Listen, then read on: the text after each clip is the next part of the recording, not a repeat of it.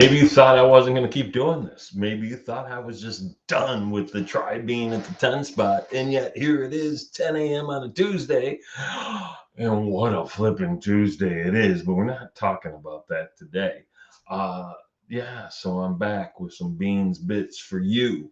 Listen, I've been giving a lot of thought to this whole behavioral elements thing. And as much as I know it's a game changer for you to understand you, it's also a game changer for you to understand and better relate to other people.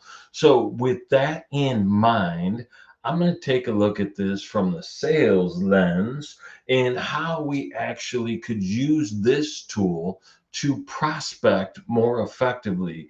And when I say prospect, I mean like to learn about the people we're going to talk to be able to meet them where they are, to be able to speak in a language that's going to resonate with our ideal client and put them at ease and make sure that we're communicating as efficiently and as effectively as we can, not from our perspective, but from theirs, because ultimately that's the one that matters. So, we're going to take a little deep dive into this today. We're only going to focus on one element, so maybe it's not that deep of a dive. But I'm thinking, yeah, I know I'm always thinking, but I'm thinking about doing an event. I've got a birthday coming up in about 2 weeks. And so I was thinking about special price, $54 because I'll be 54. It's actually 3 times my golden birthday. I'm born on the 18th, so that's how the math works. And I'm thinking maybe a $54 class that takes a deep dive into this relatability factor and gives you the assessment. So you're going to learn all kinds of stuff about you, but equally important in my mind is that you're going to learn how to leverage this knowledge that you now have to relate it to other people. Drop a comment if you like this idea and would sign up. 54 bucks, the assessment, a 90-minute class that's going to teach you how to relate to people who are water, who are earth, who are fire, and who are air.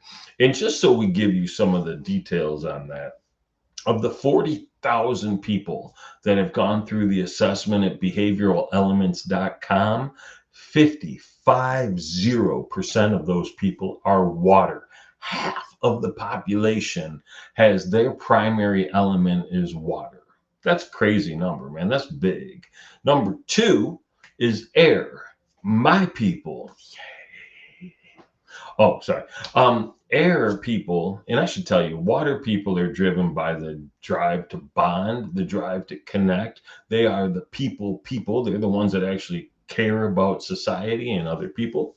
Air people have the drive to learn. We're super curious. We like to innovate. We like to think about things that don't really exist. So we're going to talk about the air people and related to them today. The third type, of course, is the fire. Air is about 22%, fire is about 19% of the 40,000. So, pretty decent sized part of the population. Their drive is the drive to acquire. They're the ones that love to compete, that love to win. They dress sharp, they show up sharp. They're really cool at certain things and a little hot at others. And then the fourth type, and certainly not least by any stretch of the imagination, I would argue they're the most important people on the planet because they're the ones that get shit done routinely. Those are your earth folks, and they only account for about 10% of the population. To be fair, in my mind, they're the least likely people to actually take this assessment, to buy into an assessment, to believe in an assessment, right? They're the ones that are like, show me the facts. I only want to deal with the facts. They are systems and process oriented. They are driven by the drive to defend, which means protect. They're big in the status quo, and they're big in being linear in how they get things done, which is why they actually get things done, unlike your boy here who does something and then does something else and then does something else and does something else and does something else and does something else and does something else, and then moves each of those balls down the field like a yard or three at a time, and then picks them back up and goes and moves them a little bit further down the line. Can't sit still long enough to do anything. Air. Yay! That's probably where the phrase airhead came from. Yeah, I think so. So, without further ado, let me show you some characteristics of what air looks like. You know, it's always fun when you're doing these things and you got this light on and you don't want to. Uh, Come on, mouse, do mice things. Sorry, people. When you got the light on and you take your glasses off because it's you don't want that reflection. Dude, my mouse is crushing me right now. It's so like my trackpad, because I don't actually use a mouse because I use a trackpad. It is being such a little pain in the booty. Let's call it a pain in the booty. I like that one. Let's see if I put this on the presentation. I just want to see presenter view. That's not the view I was looking for at all. Thank you for that. Real cool, Cliff. Anyway, you're seeing this enough. I am going to put these on because it turns out reading is more important than you seeing the glare from my light because you want to hear what I have to say about this stuff. So these are some of the main characteristics of air, some of their main drives, some of the things that really bring them to light and bring them to life. So you see that they're all about envisioning the future, adapting to new challenges, developing innovative products or services, right? Air people are forward thinking. We're exceedingly curious. We love to be on the cutting edge. We like to spend time thinking about what doesn't exist. I joke often, if you're going to come and talk to me, what you're saying had better be more interesting than whatever I was thinking about. Otherwise, you're just blah, blah, blah, blah, blah. And I'm already still lost in thought, right? You can hold my attention if you're going to talk about how to make things improve, how to build something that doesn't exist, how to create something that's new. Oh my gosh, I can't wait to have those innovative type discussions. If you want to talk about the status quo or how things are going backwards, I'm not your dude. I'm just not because I'm going to gap out. I promise. And I'm polite. I'll pay attention to you for a while and I'll let you know that you've lost my attention because I don't like to have people just flapping their gums and I'm just off in never land. That feels ruder than well would probably be construed as rude, would I say. Um, so just something to think about. You got to make sure that you're adding to the conversation and making it developmentally interesting. Before I go further, it's important to note that there are air people like me, but that's just my primary drive. My secondary drive is water. And quite frankly, my water is higher than a lot of people's primary drive. And my tertiary drive is fire. And that is perfectly balanced with where most people sit on a grid. And my fourth drive is earth. And quite frankly, my earth is non-existent. It is pathetic. It is literally, I got a zero. And that's me. I accept it, right? It's who I am. But yeah, that linear process, that systems oriented stuff, that's just not who I am. So we are all governed by all four of the elements. So when I talk about air, me being air, that's just my primary driver. So it's important that we understand how all four of these things interact, how all four of them show up in each of us, and how we can leverage that knowledge again to communicate more specifically to the people we're talking about.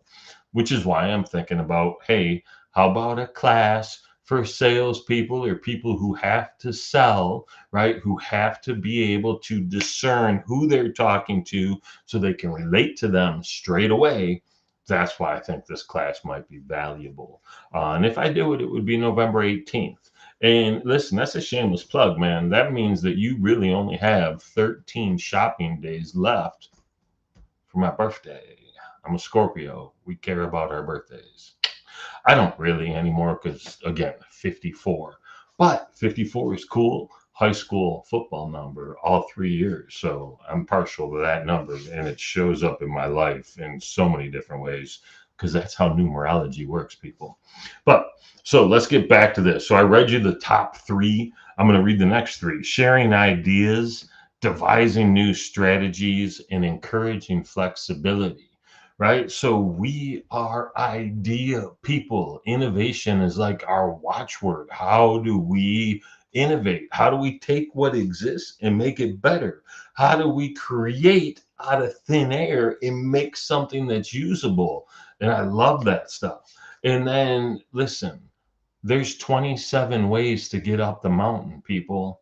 It doesn't matter how you get there to us.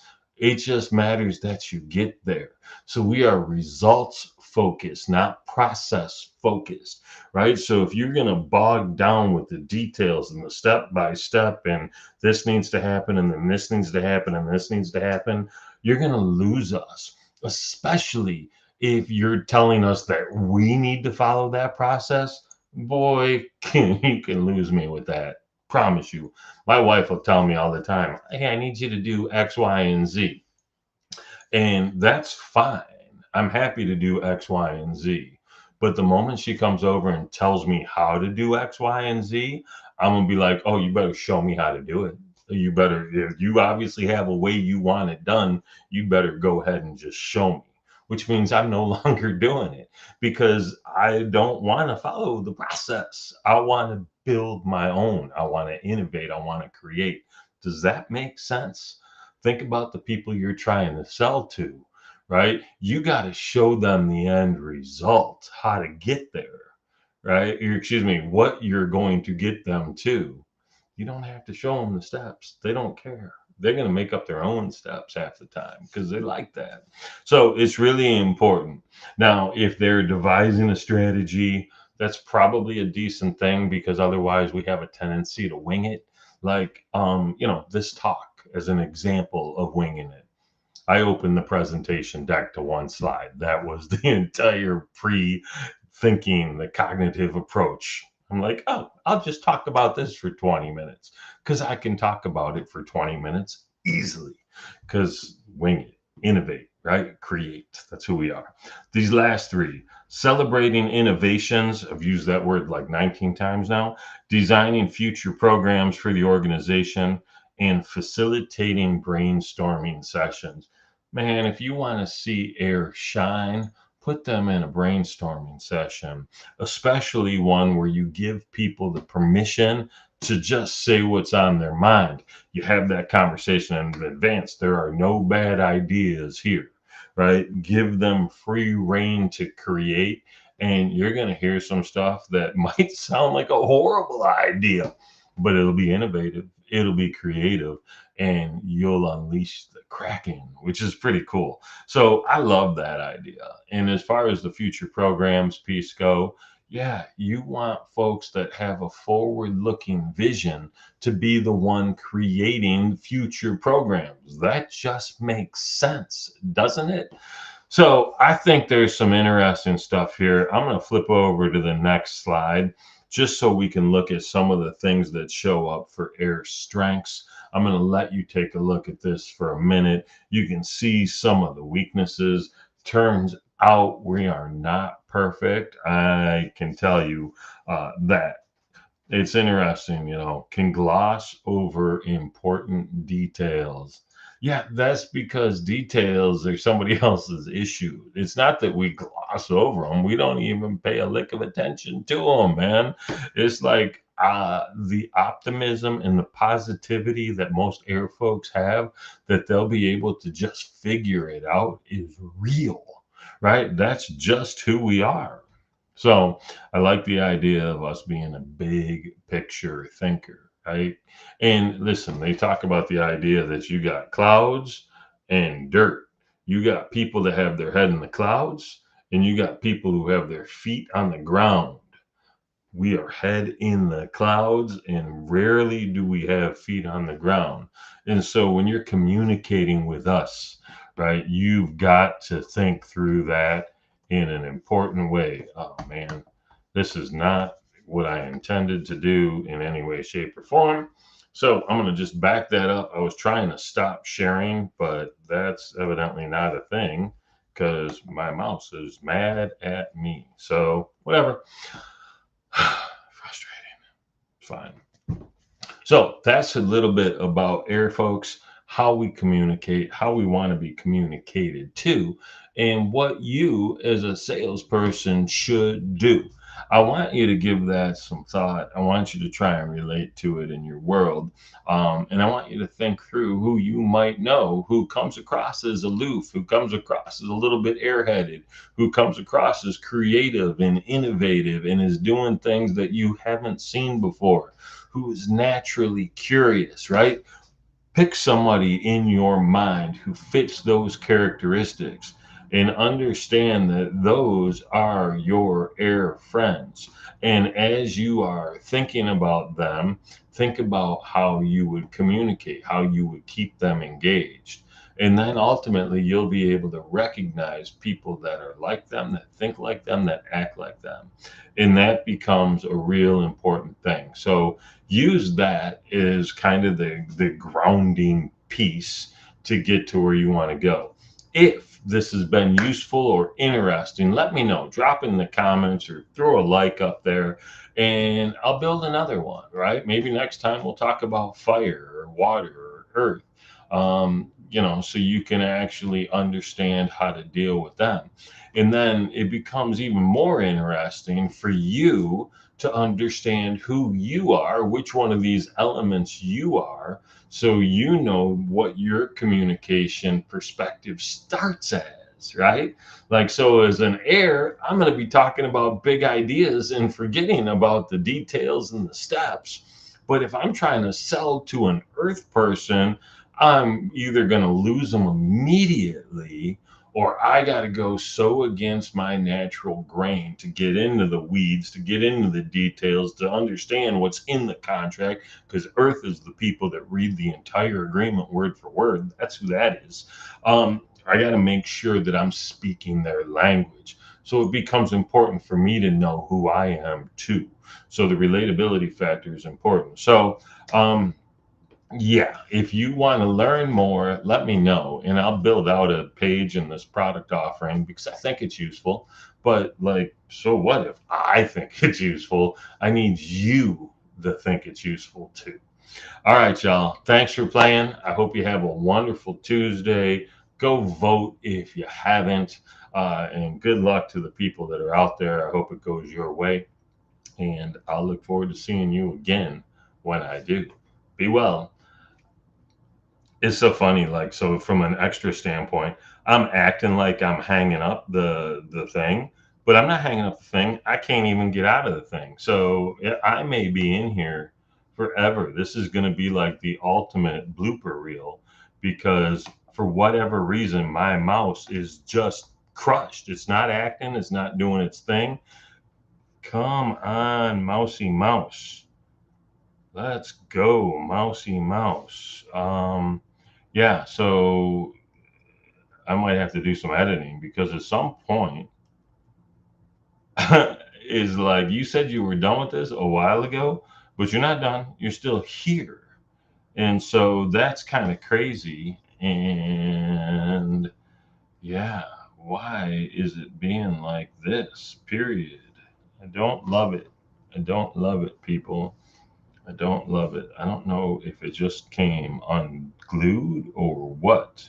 So yeah, now I kind of wish I could switch cameras and I could do all kinds of things, but I can't because it's one way.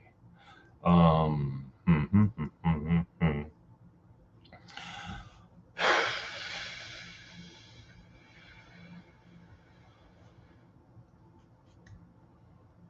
Uh-oh, we've got some action.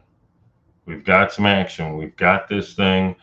We've got this thing kicking. There's actually somebody watching this. Hi. That's embarrassing as I'll get up. Fortunately, I don't act all that embarrassed. So it was good to see whoever that was. I'll find out in the comments. Hopefully, you dropped a comment below. And thanks for paying attention. I am legitimately out this time, I think. And I wish you a fantastic day.